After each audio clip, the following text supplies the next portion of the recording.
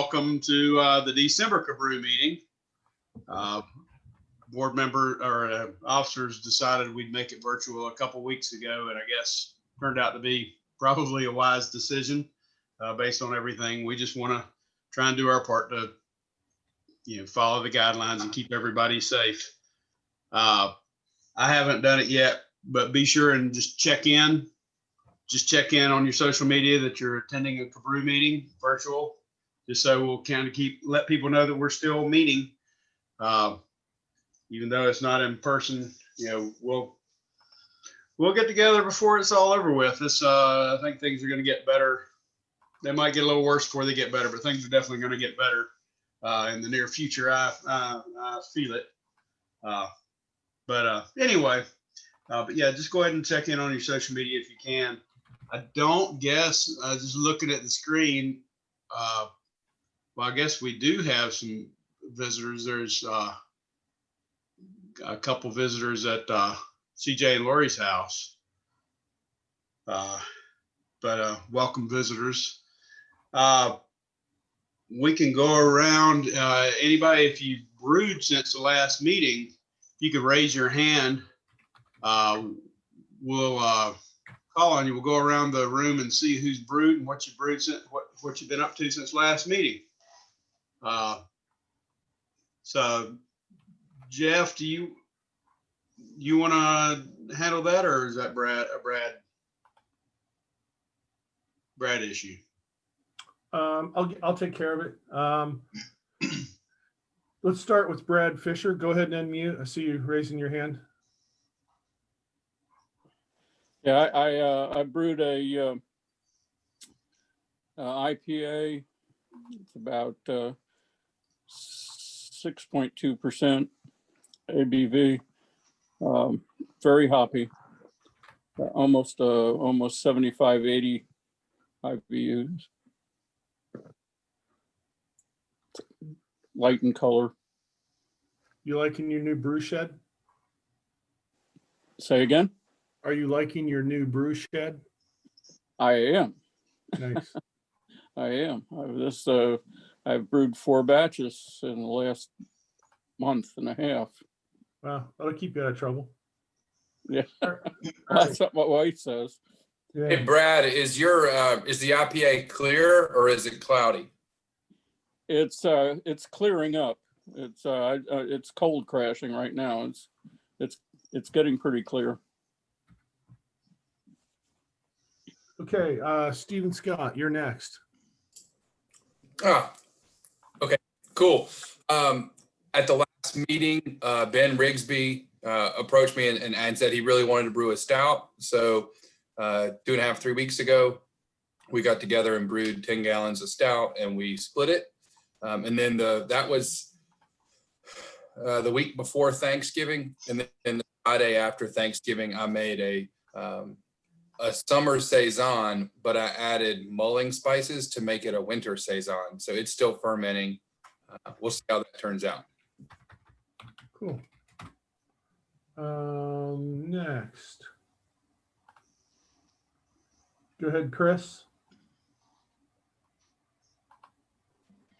All right, I made 2 batches back to back last weekend, so I was a little late in getting around to brewing this month. But I made a Schwartz beer, and I've got that in the cooler here, so it's fermenting. And I made a smoked brown porter, so a couple of winter beers, winter drinking. You told me about that smoked brown porter. Yeah, it had 4 pounds of recipe. malt in it.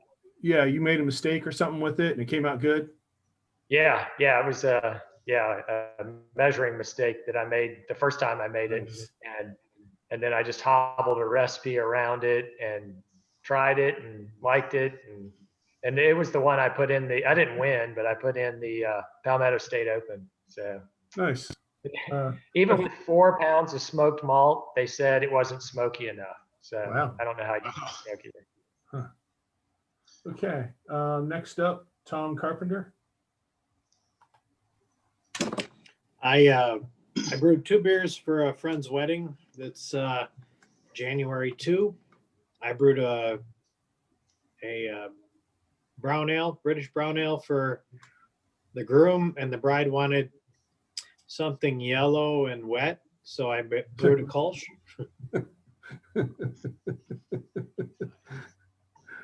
Okay. Is that it? Is there more? That's it. All right. Jay Shaw, have you brewed since last meeting? Of course you have.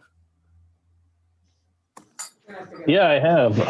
So I think the last meeting we had, I shared that I had brewed a imperial stout that was aged on oak and bourbon. I called it Dragon's Nectar, and tapped that. Oh, I remember that. And then I have brewed a 8-gallon batch of a Belgian triple where I used 2 different yeast strains. I did a S33 in one 4-gallon batch and BE256 in the other batch. And those are kegged up and kind of carbing and just kind of settling out right now. So hopefully first week of January, those will be ready. And then this past weekend, I brewed an 8-gallon batch of a Belgian quad. And I think I shared some pictures with the group chat that showed some slow yeast and then some very, very, very, very active yeast. So I gotta say, I was at Jay's house last weekend. That Dragon's Neck is absolutely the best stout I have had in a long time. And I mean commercial beers as well. That was a fantastic beer and a really nice job on that. Yeah, I just want to ask Jay, is there a reason why you've gone, you said your last 2 batches were 8 gallons. Can you elaborate on that? Because I do the brew in the bag method, I brew in a keg, the top cut off. Doing that quad, I think I had 25 pounds of grain with 12 gallons of water, and that just maxed out the kettle. So for big beers like that, that's the max. The triple was a pretty large. I think that was 21 or 22 pounds of grain. So because they were big Belgians, went with 8-gallon batches. So. Okay, cool. Yeah, I was just curious. No real science behind it there, other than that's what I could get to fit in that single vessel. There you go. Thanks. Okay, next up, ladies. Lori, go ahead. Natalie. So I've got a 5-gallon batch of a 90-minute IPA and then a 1-gallon batch of a pale ale. Nice. So did you step up to 5 gallons now? I did. I finally did. Yes. Awesome. Yeah. Anybody No else? look, high five. Jay, no. CJ and I, no. So Natalie's boyfriend, John, he just got his first brew kit. Oh, congratulations. That counts. That counts. That Yep. counts. That counts. There's interest there. Yeah, nice, well done. Is that it? Yep, that's it for here. Okay, is anybody else brewed? Anybody? Jared? Steve Utter?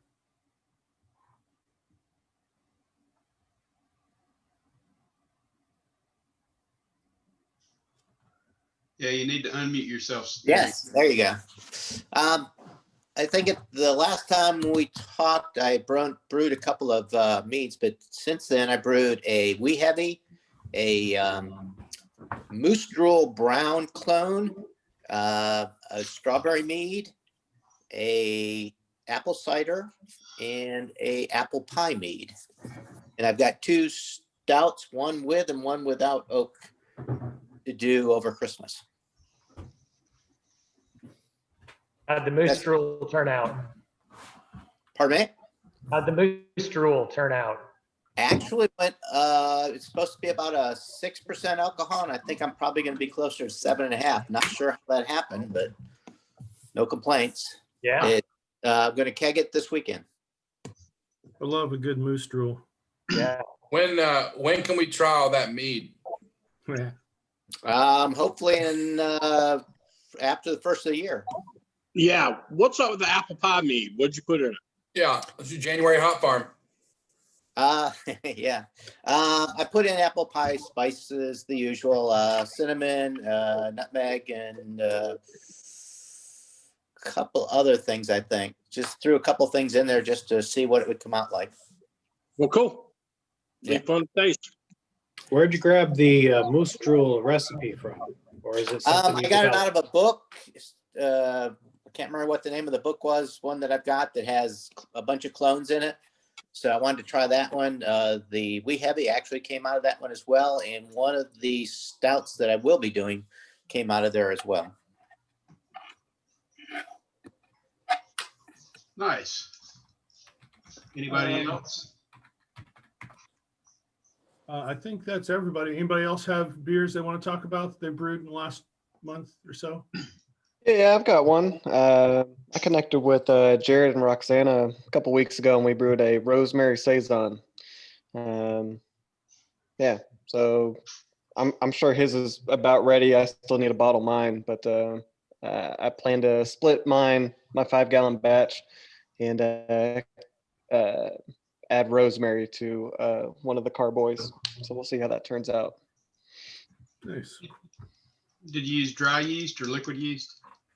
Liquid yeast.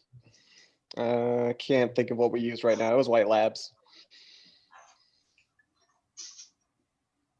Cool. I think we're back to you, Steve. Okay, I haven't brewed anything since the last meeting, but I did since the last meeting. Here's Patty. Hey, Patty. Hi. But I did finally, right towards the last meeting, I had just kegged a pale ale, and I've got it on tap. I've had it on tap for a couple weeks now, and it's turned out really good. So I'm really excited about that. Yeah, sounds like everybody's been busy brewing. I've got a recipe, a blonde that I've been planning to brew. I bought the ingredients the week before Thanksgiving. They've been sitting in my office ever since. So maybe this weekend. But we can move to our officers' reports. First on the list is Jay. Sorry. Jay, would you like to give your treasurer's report? Can you do that? Unmute yourself, please. There you go. Absolutely nothing new to report. We all know what time of year it is. It's time to pay up, right? So the easiest way to do that is to go to CABREW.org, and then all the way down at the bottom of the page, there's a pay dues link. Credit card, debit card, whatever, that'll work. If you're a new member and you joined in October or later, then you're automatically covered for 21. So no pay now. So that's all I got. Okay, thank you, Jay. Next on the list is communications. As far as communications, Richard Conley is our communications chair, and he is not going to repeat in that capacity next year. We don't really have anything communications wise right now, but again, we do all our communications basically through the Facebook members only group. You check it regularly. If you have anything that you want the club to know about, put it on the members only page. If you're not on the members only page, let me or Brad or Jeff or somebody know that you're not on there, but that's the only way we can get in touch with the whole group. Yeah, if you're not paid, let me know and I'll get you in there. Yeah, if you're not on the group, let us know. That's what We'll get you in there. But it is for dues paid members, so pay your dues. Next on the list is Hot Farm. Steve, Patrick, do y'all have anything Hot Farm related you'd like to bring up? Before they jump in, let me, well, we have a new guest here, James Hodge. Is a friend of Jay's and mine. Hey, James, how's it going? Hey, James. We can't hear you.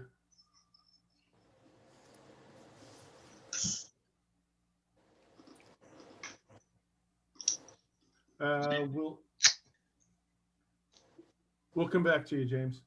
What's his favorite color? We don't know. So James, welcome to the meeting. Are you currently home brewing or no? Oh, he's gone away now. Yeah, we'll come back to him. Okay. Go ahead, Hot Farm. I got Okay. nothing. You have them on, somebody has them on mute. No, everything's been put to bed for the year, so we'll probably won't have anything to report until next spring. Okay. Yeah, for those of you that don't know about the hop farm, we do have a stand of hops at the Lomax farm. It's a lot of fun, good social aspects, and you can socially distance out there, but nothing's going on now, but it's a great thing. Looking forward to next year. As far as competition, don't really have anything new to report competition wise, other than I'm not going to disclose, but we have a new person in the lead for most competitive this year. I was in the lead all year. It's kind of a fluky thing, and then somebody that's a little bit better brewer just kicked me right off the mountain. I'm not gonna say who it is, but there's been a Stop the change. count. Stop the count. Them over there. There's been a change in leadership on the most competitive, and this year was a terrible year for competitions. Some of the clubs tried to do what they could, but you can only do so much. I think next year is going to be a lot better competition wise. And just want to thank everybody that's entered things on behalf of CABREW. Daryl, do you have your hand raised for a reason?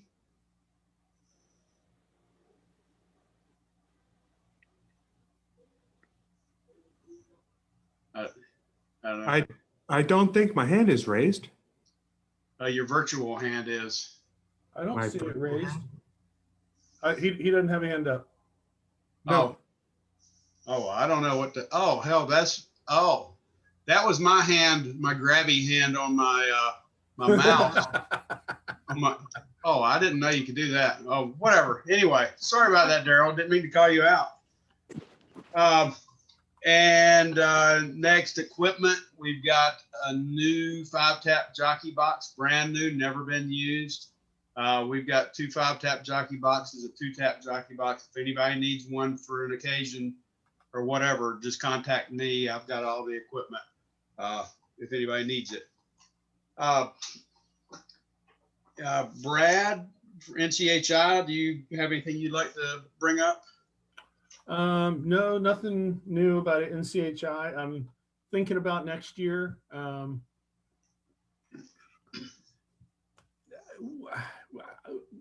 Don't know.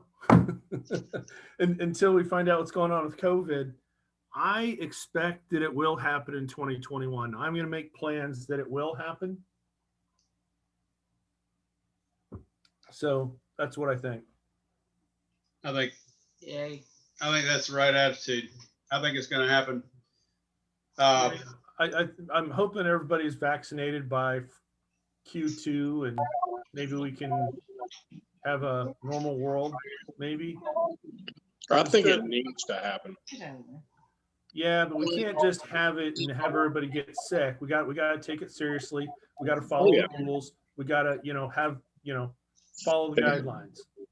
Well, here's something for you. I've already talked to Scott, and he's all in to doing barbecue next year. So that's taken care of. We're already ready for it. Excellent. Well, that's the start. Yep.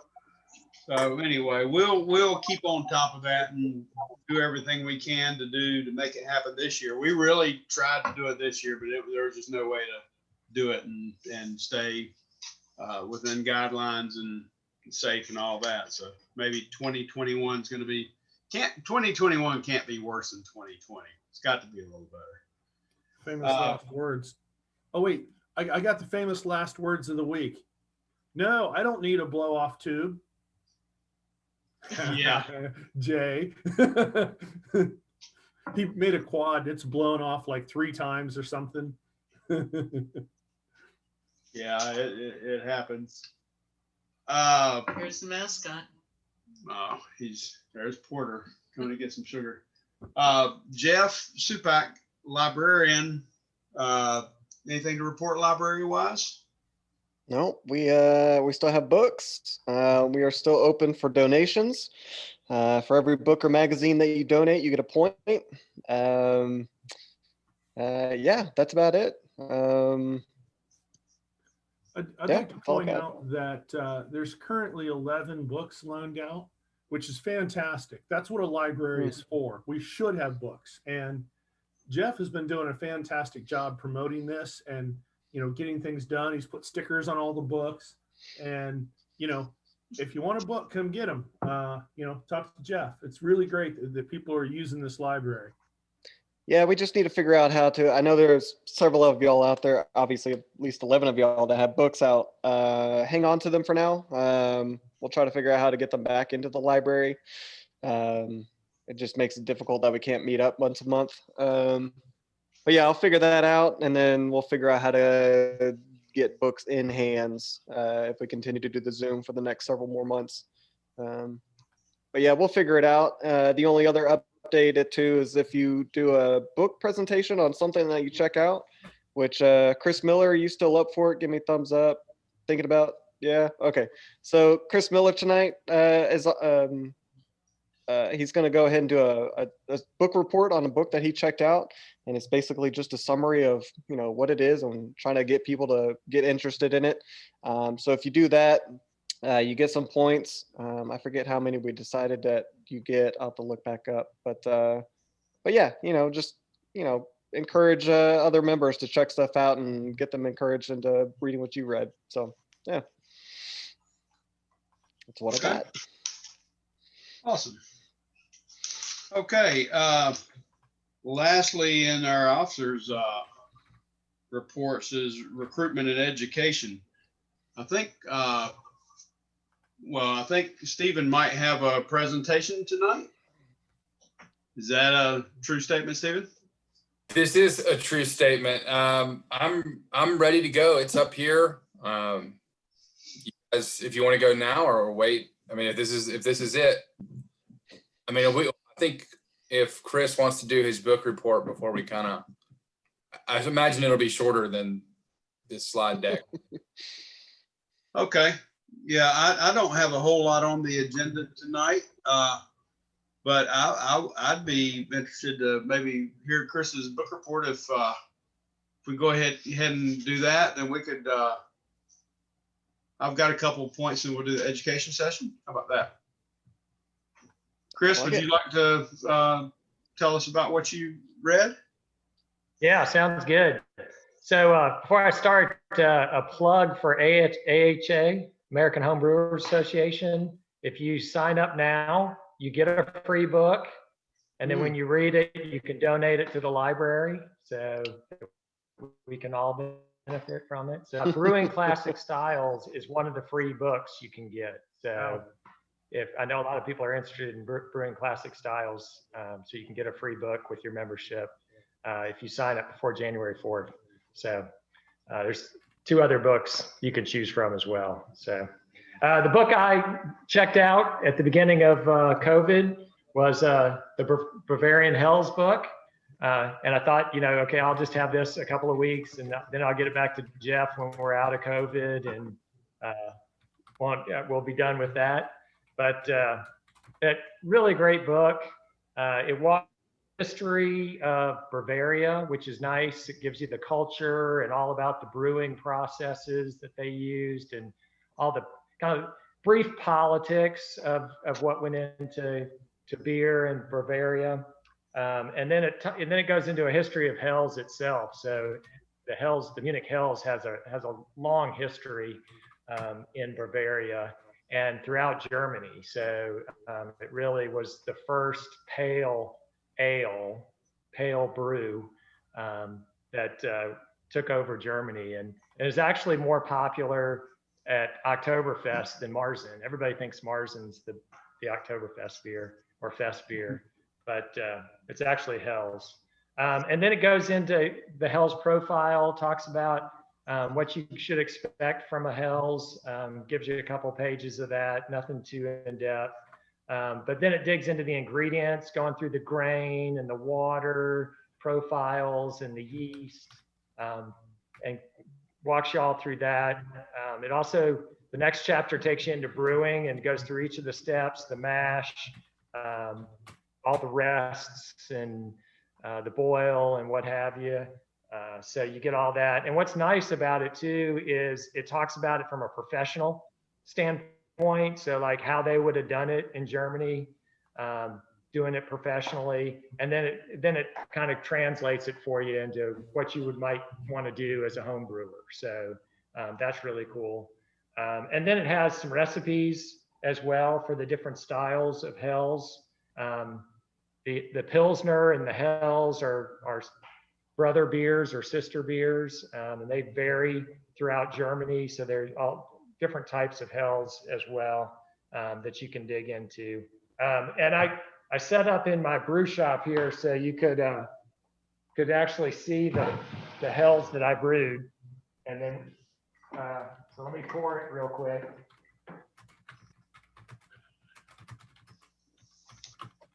Can Chris get bonus points for checking out a style book and brewing that style? Yeah, I was actually thinking the same thing. I mean, that's I'm on good. board with you right there. Yeah, So there it is. that looks awesome. It turned out perfect. That is I great. followed all the steps. The carbonation's fantastic. The head is nice and fluffy and light. In fact, on the book, so I'll hold that up. On the back of the book, it says straw blonde topped by a tall white crown is the quaffing beer of the Bavarians. So I think I nailed the crown, and the taste is Quaffing as we speak. it's perfect. It's not malty, it's not hoppy, it's very balanced, which is what you want from a Bavarian Hells. A Munich Hells should be not very malty and not very hoppy. So if you go further north, it gets hoppier. If you go further south, it gets maltier. But turned out really good. I really recommend the books.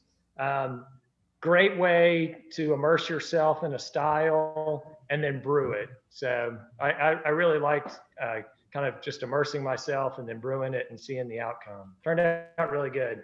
Definitely recommend it. And there's a whole series of these things. So it's not just Bavarian Hells. There's 6 or 8 or 10 of them. How many of those do we have? We have several of the styles. We have quite a few, yeah.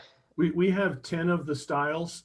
And to back up Chris, I reread the Belgian Ale style book, and it's a great book as well. I mean, everything that Chris said about the Hells style, the same thing with the Belgians. It goes into how they made the stuff 100 years ago, and all the different things and why. And it's just a great series of books. It's called the Classic Beer Style Series, and there's different authors in them. Yeah. But yeah, we've got 10 different styles. We've got smoked beers, porter, pale ale, lambic, kolsch, continental pilsner, brown ale, Belgian ale, Bavarian Hells, and alt beer. So if you want to check them out, Jeff Supak is the man. Yeah. Thank you, Chris. Awesome. Yeah, thank you. Yeah, that was a great presentation. Thanks, Chris. Appreciate you doing that. Yeah. Yeah. Thank you, Chris. That's awesome. Jeff, are you still getting all the attendees? What's that? Are you still getting all the attendees from online? Okay. Yes. Good. Okay. I have just a few items for the agenda. One is officer elections. We've normally have transfer of power in the month of December, and we are probably going to push officer elections back a month or so to try and see where things land. If there's anybody that would like to have an officer's position or help out with the club, just message me, and we have some openings. We need to, we'll probably put it on Facebook here before too long, our openings and what we're looking for. But just if you'd like to get a lot of CABREW points, being an officer is a great way to do it. Next thing, we are going to have a holiday party this year. We have decided to make it virtual, just might as well do it virtual just like everything else. But the holiday party will be virtual this year. It's going to be on January 9th.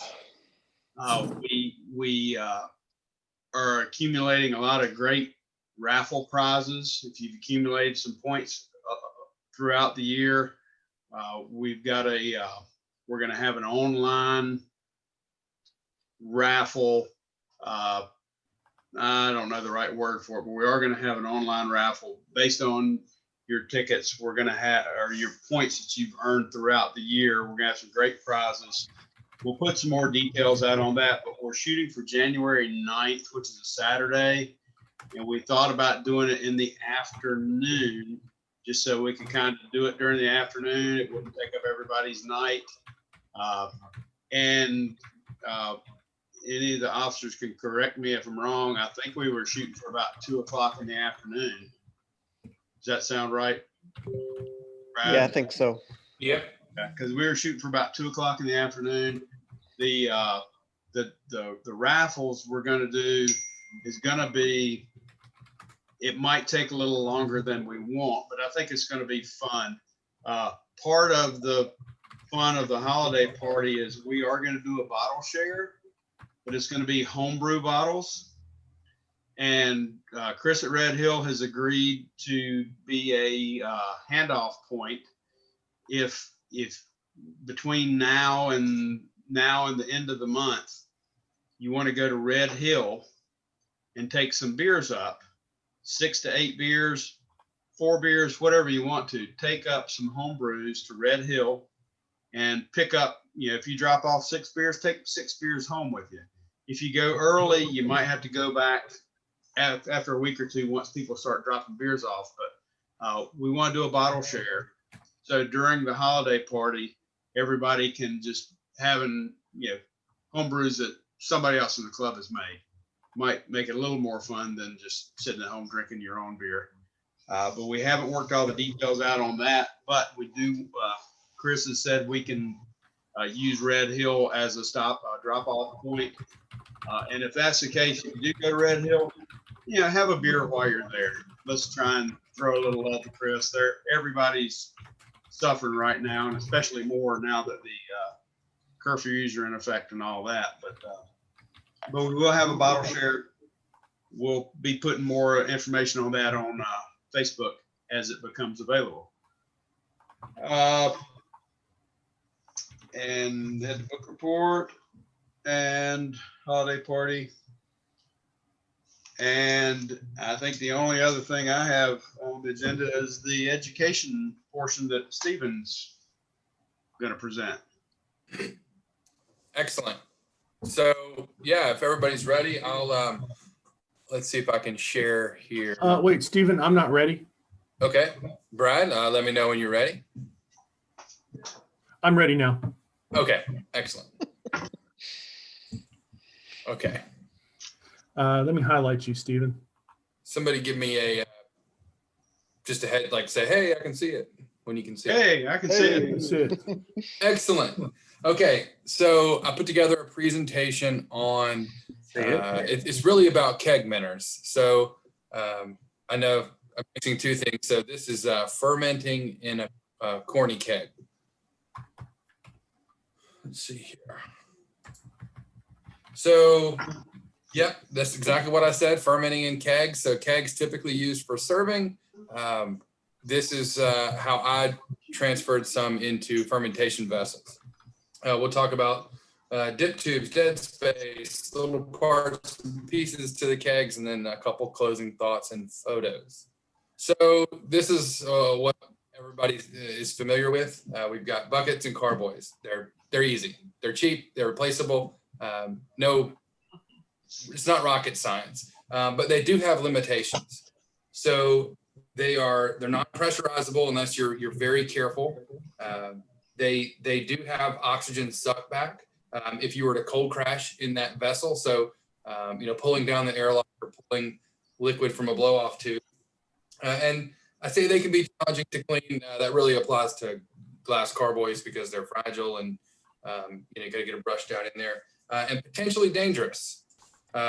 Picture here. This is not my picture. This is from the internet, but we we all talked about that in 2019. We don't want any repeat stories.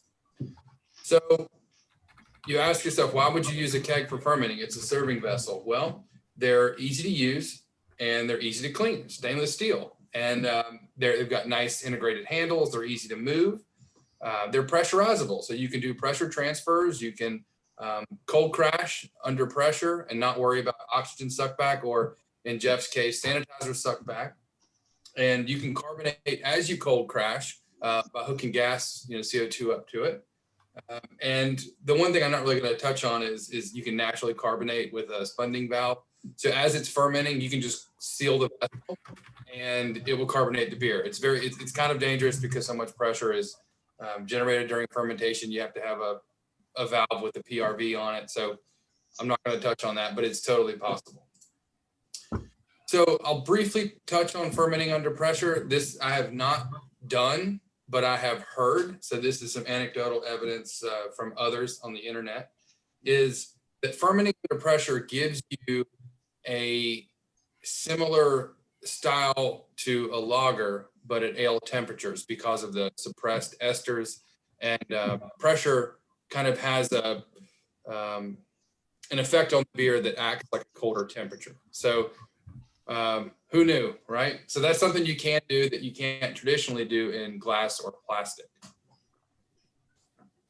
So I'm going to go through a quick overview of different keg types and what I did here at home. So 2 common keg types. We've got ball lock, pin lock. Most everyone seems to go the ball lock route, but I happen to have a couple pin kegs sitting around. So here's the 2, just an example of them both. A couple differences. Ball locks are usually taller than pins, and they're also narrower. So they both hold the same amount of liquid, 5 gallons. One is short and squatty, the other is tall and slender. Another difference is kind of an up-close view of the post, the gas and liquid posts on each. The pin kegs have these pins on them,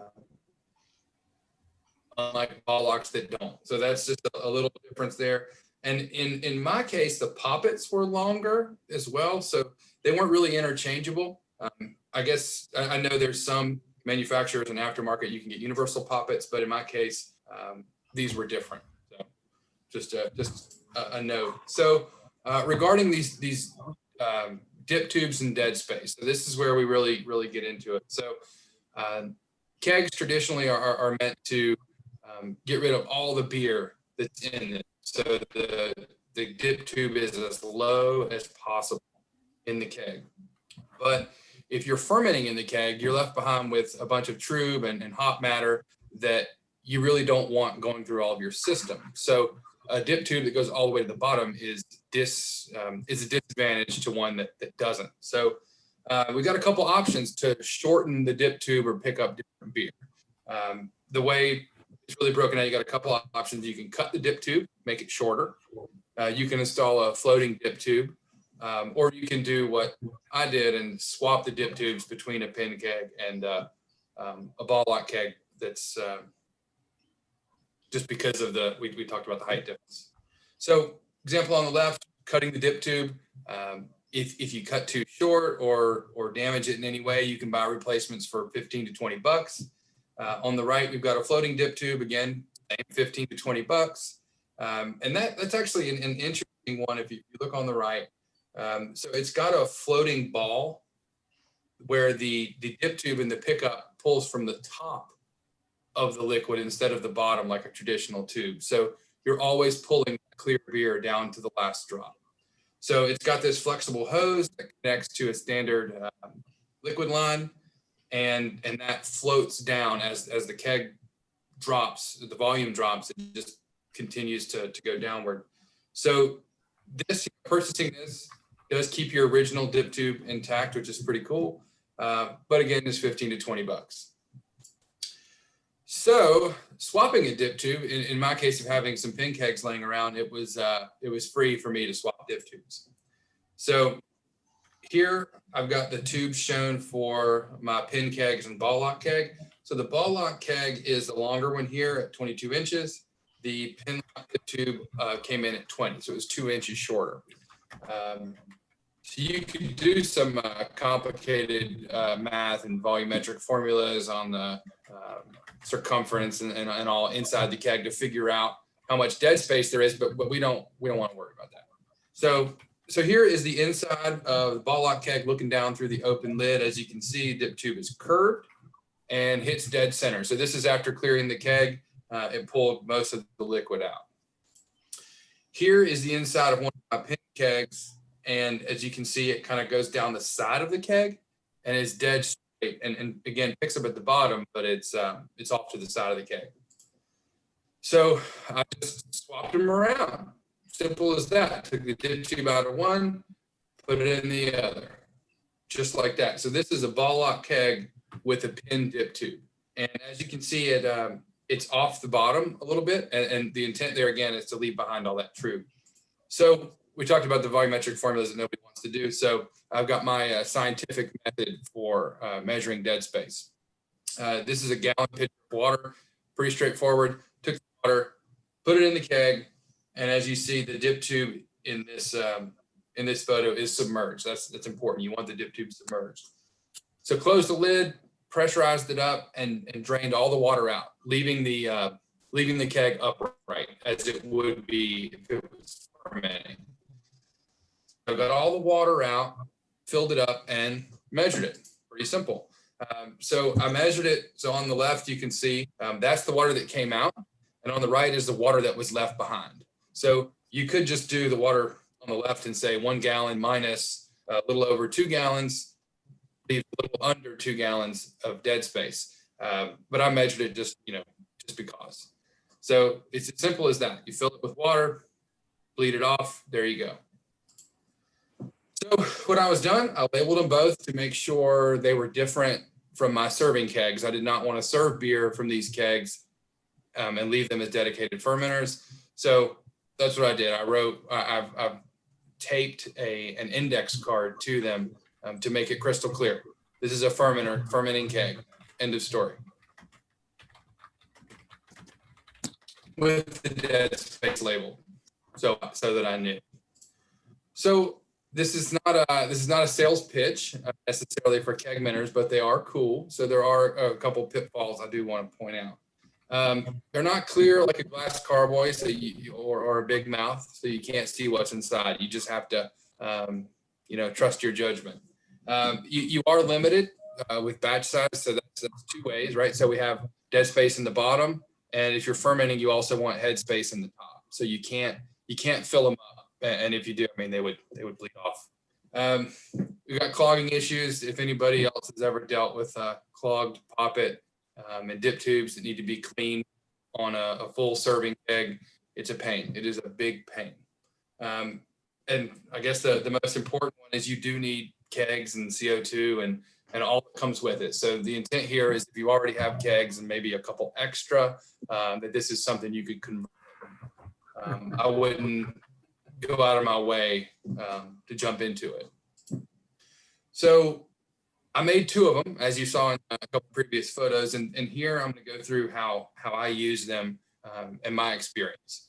So to kind of piggybacking on a question I asked Jay earlier, why he went with a 8-gallon batch. The last time I used mine, I did do an 8-gallon batch for the purpose of splitting 4 and 4, using the same yeast in this case, but I wanted to leave enough room. I wanted to leave 20% headspace. So brewed like normal, and instead of going into a fermenter, I went right into kegs. Simple as that. So on the left, I got them sitting there. On the right, there's the finished work going straight in. This is how I have it hooked up in my fermentation chamber. So I've got a chamber that's big enough to hold 3 kegs. I put these 2 in there. I put a gas disconnect post just to a hose going to a sanitizer jug. So that was it. That was a blow off on each. I left the PRVs closed, opened the gas post by putting the disconnect on it, and just let it bubble up in the sanitizer bucket. So when everything's all said and done, here's a photo of my pressure transfer. So on the left, the far left, I've got a CO2 tank. In the middle is the fermentation keg. And on the right is a serving keg. So I transferred out of the fermentation keg into a new keg to serve. So I used a jumper hose, which was a liquid disconnect connected to another liquid disconnect. So the whole system was purged with sanitizer and CO2 before I did this. So this was a truly as close as I could get to oxygen free transfer as I could. So pushing with CO2, push the beer into the new keg.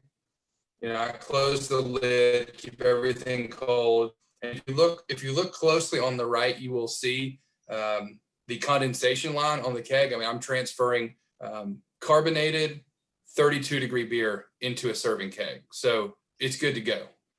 You'll also see that the red hose hanging off of the gas post. That's to bleed out air and CO2 that's in the keg. It's really all CO2 because I purged it beforehand. But that's where the gas is escaping. So this is a view inside the keg after it's been used. So looking down inside, you can see there's some of the tube left behind, a little bit of beer on top. So the dip tube is a little too short in this case. And on the right, you can see this ring of Krausen that's stuck on the inside of the keg. I say stuck, but it actually comes off really easy because it's stainless. And you can see all it's all cloudy because the CO2. So this was, again, no oxygen. And that was a beer. That was a beer that came of it. It's a very grainy photo. But that was a lager I did in those two keg minners. There you go. Hey, quick question, Stephen. What's up? So when you do the blow off valves, you have to buy a different connector to screw into your kegs. No. Now, when you said, I want to make sure you mean. I have ball valve kegs. Yeah. And I'm going to use them for not necessarily fermenting, but more for aging. But I still want to do a blow off valve. Just for simple fact that during aging, there's still some gases released. My question basically is if I connect a tube to my ball valve, it ain't going to release it. There's got to be something that pushes the ball valve or the ball in. So do you need to change the type of valve you have where you connect your hose to? No. What?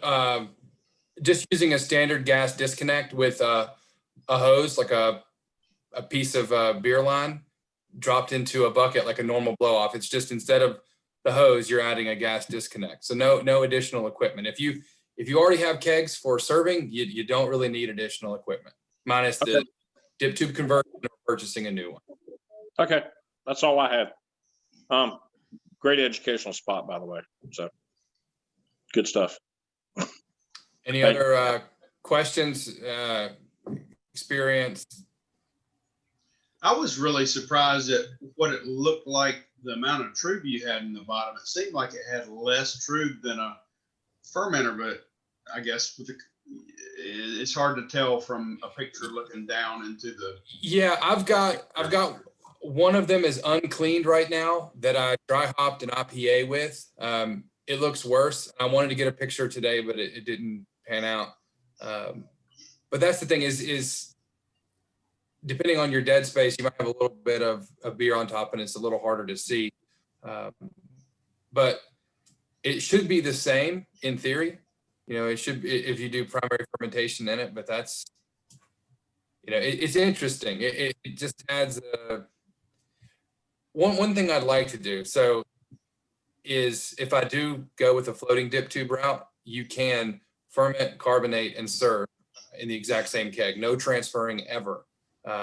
And that could be with an IPA or any beer style. And the advantage there is you don't have a fixed amount of dead space. That floating tube, you could fill half the keg with crap if you wanted to, and you just stop serving when you hit crap. It's that simple. But Having a fixed dip tube, I've locked in that half a gallon dead space. So if I have a low flock yeast and not tube, I'm leaving behind something. But it'll be something between half a gallon and less. That's the one down. Well, it is a downside. You could always stick a piece of silicone tubing over the end of that to cheat you down another couple inches. Yeah. I mean, if you start counting quarter gallons of savings, Who cares, right? Yeah. But I think real, that was a fantastic demo, Stephen. Yeah, what really sold it for me, was making 2 of them. I really wanted, so if I did a 4-gallon batch or a 3-gallon batch, I wouldn't be able to fill a keg. So by going the 8-gallon batch route, I can fill a full keg almost to the top, and then put the remainder into a half-size keg. So that, which happen to have a couple of those. So an 8-gallon fermented ends about 7 with all the dead space, maybe a little over 7, and that fits in a keg and a half. So it's very convenient. When you were talking about this the other day, I was reading online, and a dude was saying that, what about dry hopping? So you chain a second keg to the first one, and then you can rack into the second keg for your dry hopping. And then whenever you're done, you can then rack it into a third keg for your serving keg if you wanted. Yeah, so if you wanted to do any other adjuncts you wanted. Yeah, so when I dry hopped, I just, the headspace is full of CO2, opened it up, threw the hops in there, closed it, purge with gas and move on. But yes, you can have a second keg, you put hops in, purge it with CO2, and then transfer your beer onto it. So your second keg is just an oxygen-free hop-filled keg, and you just transfer onto it. So it opens up a lot of things. So because you can use pressure transfers, you don't have to have something on the counter and you come down onto the floor or a chair. You can do everything on the same level. There's lifting necessary, just cleaning and pushing things with CO2. It's pretty convenient. The thing I like about it is if you have, one of those kegs that just doesn't quite seal right, it's a great use for that keg that you just can't get to, carb up properly. Yeah. Yeah. I mean, it doesn't have to seal permanently. It does certainly help with the pressure transfer, but it's a stainless vessel you can ferment in. It's a lot cheaper than going a pre-made route or a conical route.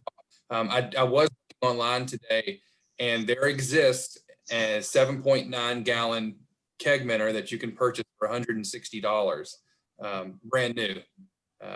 But it's not slender. It's a short and squatty keg, like a quarter barrel keg. But again, it's $160. If you have kegs laying around or extras you don't use, you got them on hand. I didn't have to go to the store and buy anything. Technically, you could do this exact same thing with a half barrel keg. Good. If you wanted to do 10 gallons at once. And when you said you don't have any oxygen suck back, I'm sure it still is. It puts a vacuum on the keg, doesn't it? It does. But it just doesn't. So before you, right. So before you cold crash, or at least before I cold crash, I put like 20 PSI on it because I knew I'd be carbing right after that, or during that. So throw 20 PSI on it, and some of it gets absorbed. And when you have that vacuum, right, you can lose your seals. You can either pull in from the poppets that are on springs or lose the seal with the lid. So as long as you keep positive pressure inside of the keg minter, you can cold crash and not worry about that vacuum.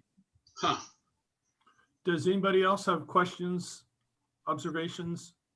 Now's a great time to pop in. Don't be shy. Has anybody ever used one of those floating dip tubes? I've seen one, but I can't remember who had it or where I saw it. There was a thread on Reddit about them. Apparently, many people that do this keg minter stuff do use the floating. It's fairly common. I have not, but it's a thing. They're $15 and For $15, why not? Yeah, they're pretty free. yeah. There's I think it's at More Beer right now. They're on sale for $15, and I think they're doing free shipping over 60. And I'm sure there's, I'm really for $15. I'm Yeah.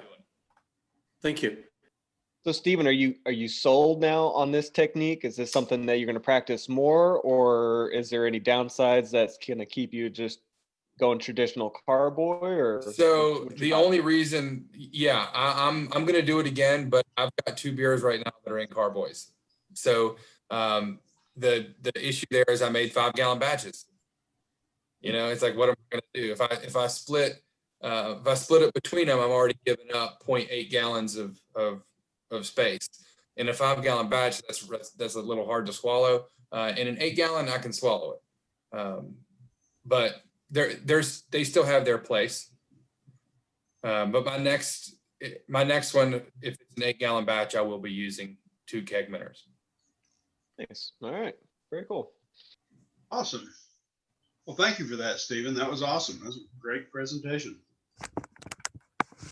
I don't really have anything else for the agenda tonight. Does anybody have anything they'd like to bring up before the club? Well, if not, just a reminder. Real quick. Yeah. I just want to say Merry Christmas to everybody and Happy New Year. Because we probably won't meet up again until January. So there's my addition. Okay. And I'm not sure, I think today is the first day of Hanukkah. So happy Hanukkah. One other thing, we had talked about the 4th Thursday of the month, just having kind of a Zoom free for all. Well, in November, the 4th Thursday was Thanksgiving Day. In December, the 4th Thursday is Christmas Eve. So I guess that's out. So And the 5th Thursday is New Year's Eve. Yeah. Yeah. So anyway, one of those years. Yeah, pretty much. So, but we will be posting information about the holiday party. Need to make plans to have a little time available on January 9th, about 2:00 in the afternoon for a couple hours, because it's going to be well worth your while. I'm going to have some great raffle prizes, and you must be present to win. So keep an eye out for that. And other than that, if nobody else has anything they'd like to bring up, I will adjourn the regular point. Pardon me. Excuse me. I've been during Stephen's presentation, I had a couple of cheesy poofs. But if nobody has anything they'd like to add, we can just kind of close the regular meeting out and just kind of hang out for a little bit.